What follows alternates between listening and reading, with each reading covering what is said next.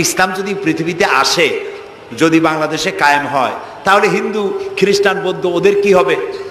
তা আমি বলি, দেখেন, মায়ের চাইতে খালার মহব্বত বেশি হওয়া এটা খুব সুলক্ষণ না। এটা কি লক্ষণ? এটা একটা কুলক্ষণ। হিন্দু কার? জবাব দেন। হিন্দু কার?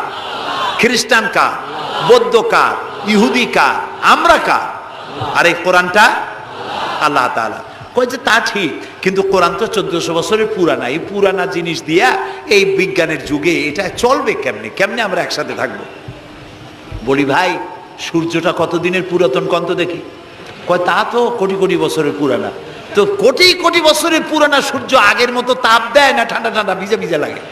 কয় যে না, তাপ দেয় তো ঠিক মতো।